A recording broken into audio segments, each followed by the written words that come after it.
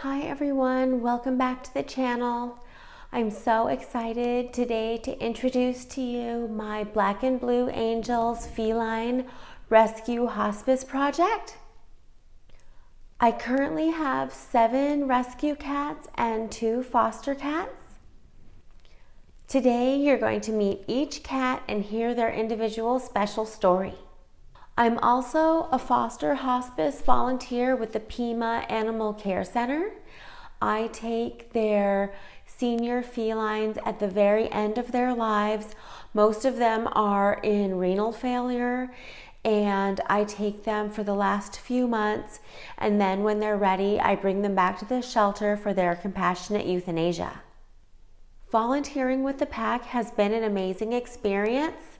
They train me on anything medical that I need to know, and they also provide me with any supplies that I need for the foster cats that I have. Okay, so I'm so excited to introduce to you my cats. So let's get on with the kitties.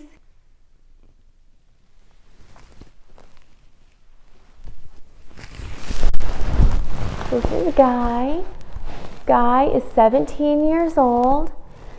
I found Guy on a street corner when I lived in California in 2003, and he jumped out at me when I was jogging, and I had to run a mile home with him, and he was fine. I just ran all the way home with him and he was fine. Huh, baby? Yeah, he's 17 years old. He's my oldest male cat.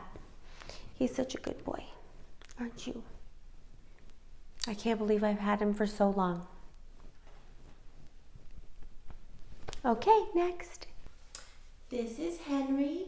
Henry is a huge male tuxedo cat.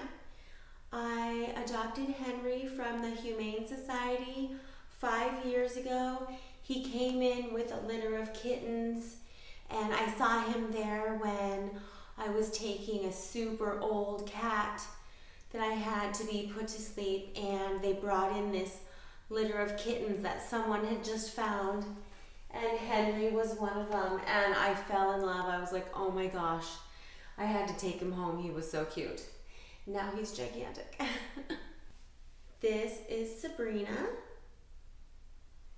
Sabrina is beautiful. Go. I adopted Sabrina. I saw her in a window at PetSmart about 3 years ago. I think I've had her for about 3 years now. She's a bonded pair with another cat, Shelby, that I'll show you next.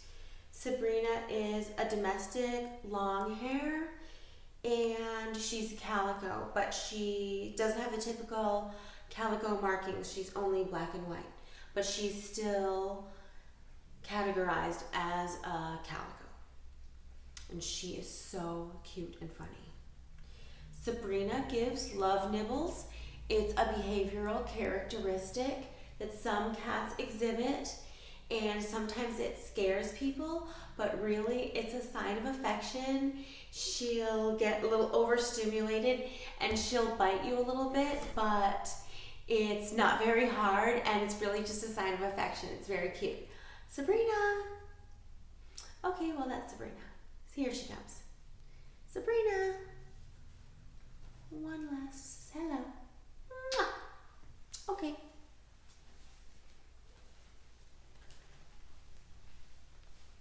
Shelby.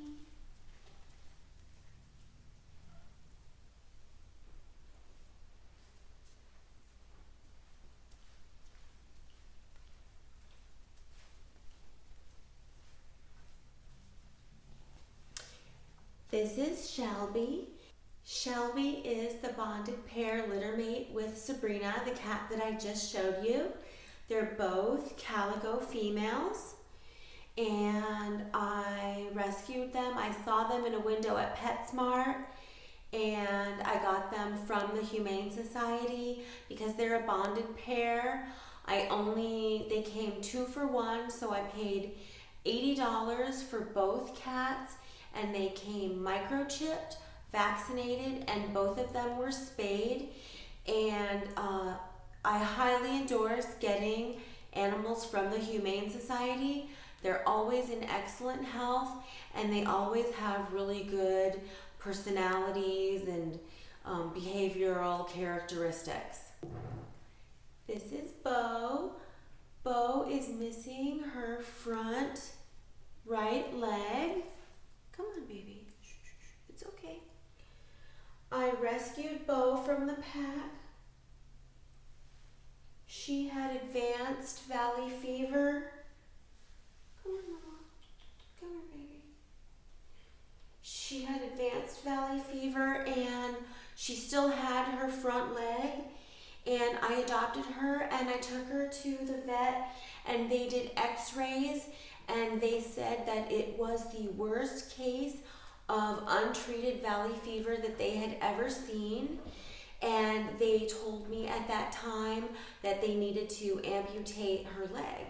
And so after I recovered from the shock of that, I made her an appointment for her amputation, and I took 2 weeks off of work, and I didn't sleep for 9 days, and and then I started giving her the valley fever medicine, and I gave it to her for a year. It's a medicine called fluconazole, and I diligently gave her the medicine, and now she's totally cured, and she's living a totally normal life. It's incredible, really, what's happened with this cat. And she has the little ear clip, and when I adopted her, I didn't know what that was. And I found out from the veterinarians that I worked with that it's a sign of the trap and neuter and release program in the area. The local shelters have this program where they trap the cats, they bring them back for their spay and neuter, and during that time they clip their ear. So the ear clip is a sign, so when they go to trap the animals, they don't bring it back because they know that it's already been trapped and neutered and released. This is Stormy. Stormy is a gigantic black cat that I got from a local rescue here. He was abandoned in the desert, and he was attacked by a bird of prey. Come here, baby. When I rescued him, his face was covered with scratches and scabs, but he's recovered really well, and he doesn't seem to have any emotional damage from it. He's a very large, long-haired black cat, and I do understand why people might not want to adopt him, but he was in the window at this PetSmart that I regularly went to, and he was there for so long, and I fell in love with him. And I decided that after this big adoption event that the PetSmart was having, if he didn't get adopted, that I would adopt him. And I waited, and they did the adoption event, and he didn't get adopted. So after I went and adopted him, and he's turned out to be an amazing, loving cat. I love him so much. He's huge. He's so beautiful, isn't he? Stormy. All right, so the last two cats that I want to show to you today are Spike and the little fox. This one is Spike, and this one is the little fox. See, doesn't she look like a fox? These are my two foster cats from the pack, and they're 15 years old, and they came from a hoarding situation, and they were showing signs of renal failure, but since they've been getting the subcutaneous fluids, they've recovered from that.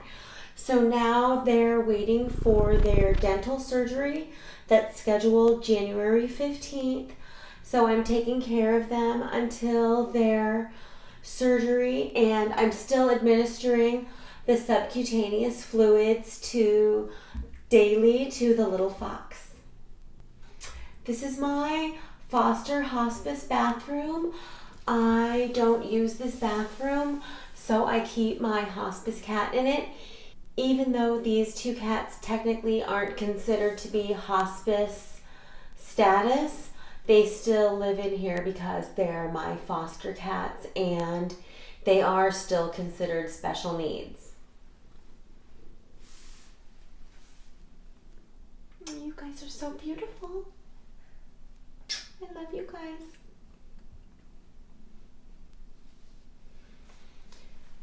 Yeah, they're 15 years old and it's really hard for senior animals to be in the shelter.